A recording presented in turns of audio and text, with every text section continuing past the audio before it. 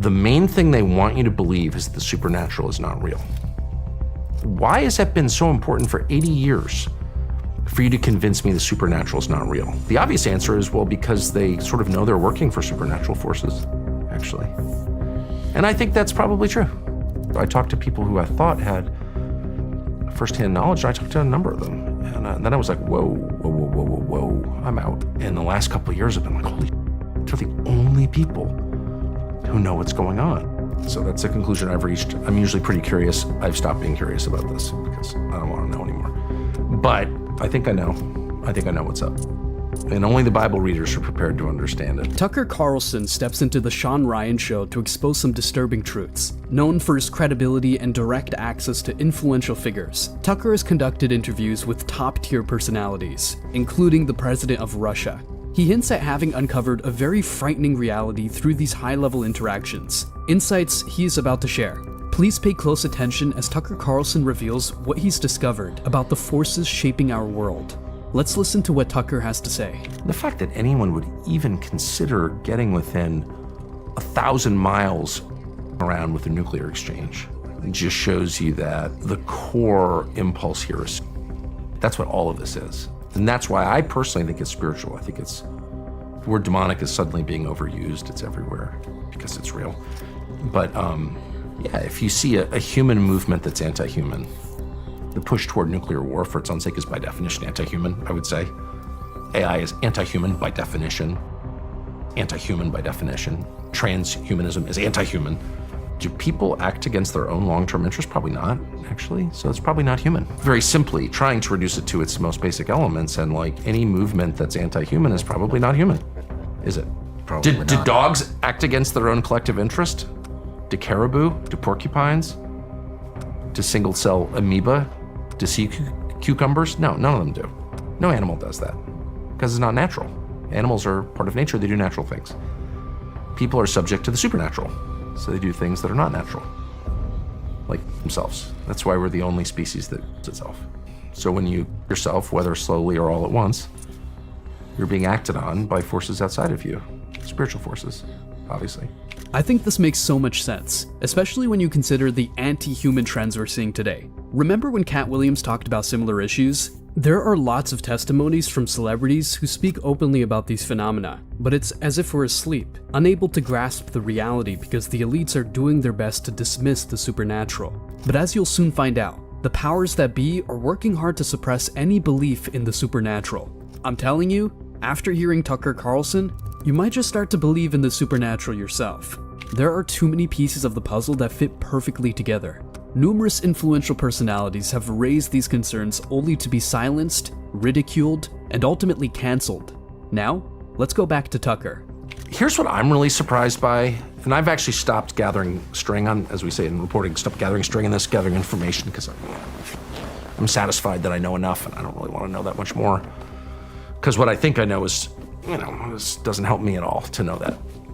So that's the conclusion I've reached. I'm usually pretty curious. I've stopped being curious about this because I don't want to know anymore. I think I know. I think I know what's up. So I can't prove it, so probably not going to articulate it, but I think I know what's up, yeah. Now, things might get a bit weirder here, but I ask you to have a little patience and listen to Tucker all the way through. In just a few moments, he'll explain how he transformed from a skeptic to a believer. The influential figures he's met over the years have all confirmed the startling truths he's about to share. Just imagine, Tucker understands how outlandish this can sound to the average person, whose biggest concern might be their next Amazon purchase. Yet, he chooses to speak openly about these truths because they matter. We need more people like him who dare to tell it as it is. Let's listen to Tucker. But one thing that you notice about every world religion I'm familiar with, I'm interested in that topic, there are commonalities between religions.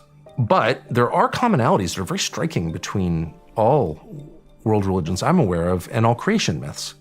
And one of them, and this is of course true for Christianity, very true, is that the belief that supernatural beings take physical form. They all believe that, the Greek myths, but that they take physical form, that they're not just like some ethereal, they're not just shadows floating around, specters, fog, that they're physical, like they're as real as the arm of your chair, and that they reproduce with people, immaculate conception. Spirit reproduces with human woman. That's what the story is. And it's described in Genesis as well, in Genesis 6. But again, it's not just the religion of the ancient Hebrews or the religion of the modern Christians. It's Hinduism as well, and the animist religions, the religions of, to the extent we understand them or know about them, of the American Indians, all the same. So if every culture in the world that we know about, who's left any kind of written or physical record, is reaching the same conclusions about something, maybe there's something there. And maybe it's not so crazy to think that what everyone else has always thought since the beginning of time, which that there is this combination in cases of, human beings and the spiritual realm, whatever that is. I can speak about it with no precision at all because I don't understand the specifics of it, but I know that it has been written about since people have been writing. I told you this might get a bit weird, but let's really dive into it by examining Genesis 6. The sons of God saw the daughters of men that they were fair, and they took them wives of all which they chose. Now, with the context Tucker has given us, this verse doesn't just seem like an ancient text. It resonates with real significance. It's intriguing to think that Tucker's understanding of these events comes not from mere speculation, but from conversations with powerful individuals who have had direct, first-hand experiences.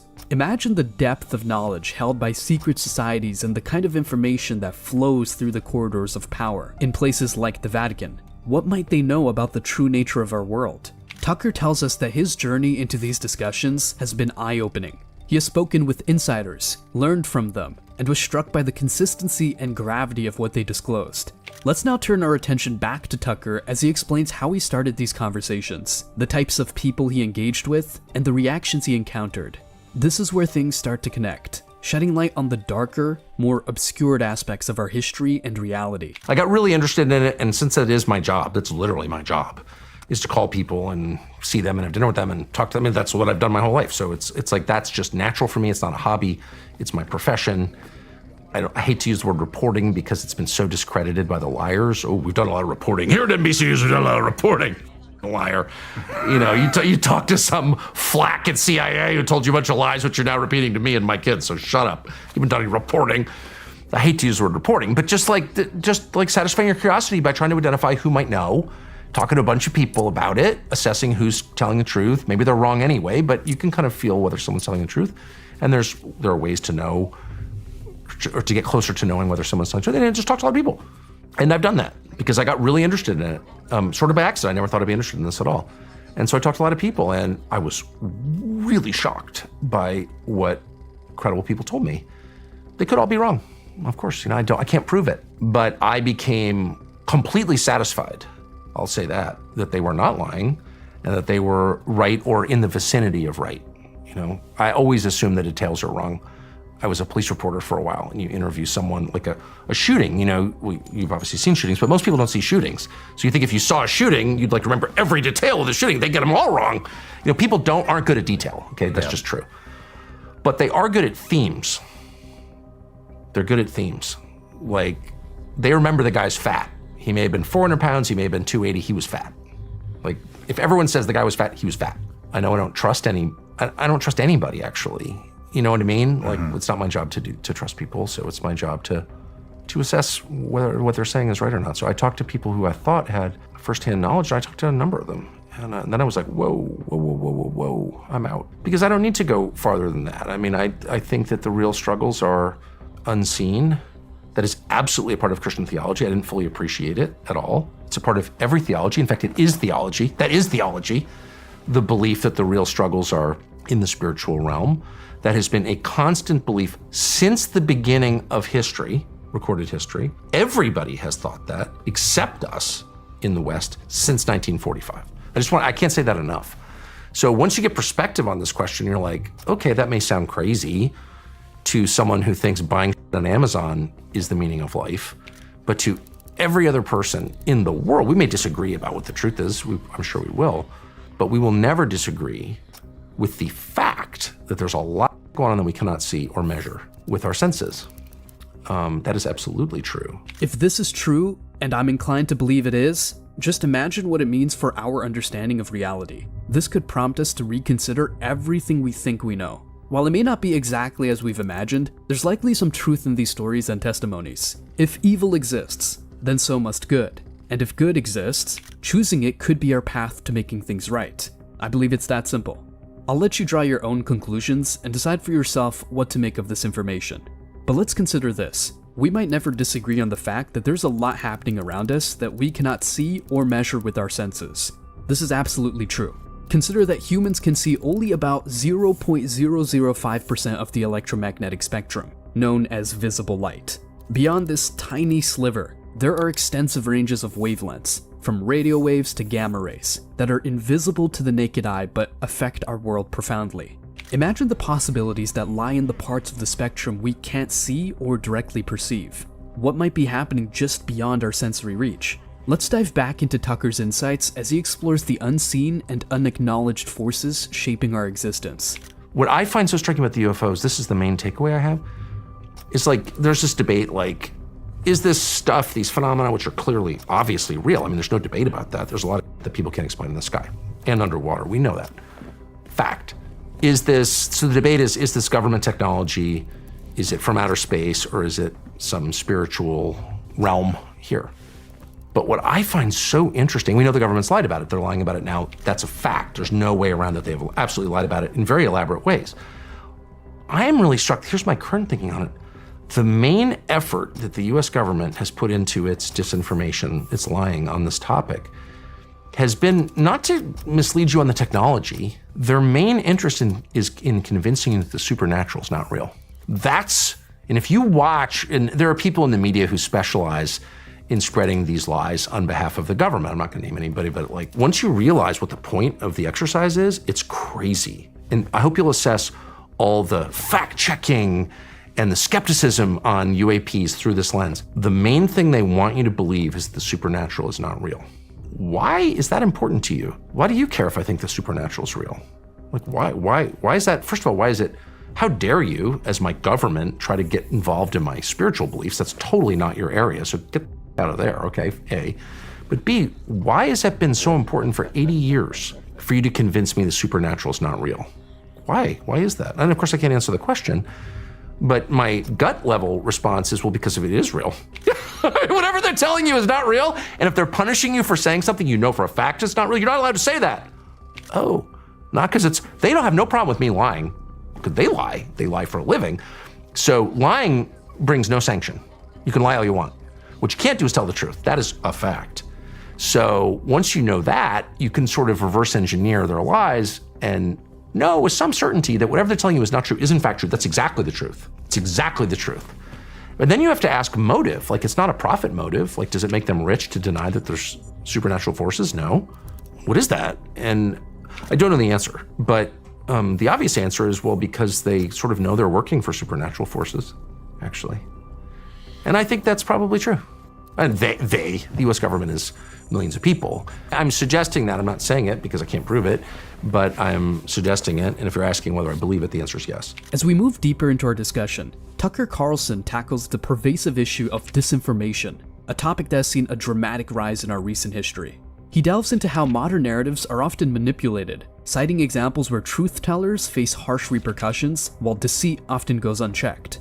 Take, for example, the recent controversies around whistleblowers in various sectors, from government to the corporate world. These individuals expose harmful truths, yet rather than being heralded for their courage, they frequently face severe consequences: loss of employment, legal battles, and public vilification. This pattern starkly contrasts with the relative impunity enjoyed by those spreading misinformation or operating under deceitful pretenses. Tucker highlights the psychological manipulation involved when society punishes those who speak the truth and rewards those who perpetuate falsehoods. It creates a disorienting reality. This tactic isn't just about controlling the narrative, it's about altering the very way we perceive truth and ethics. He points out that this isn't a new phenomenon.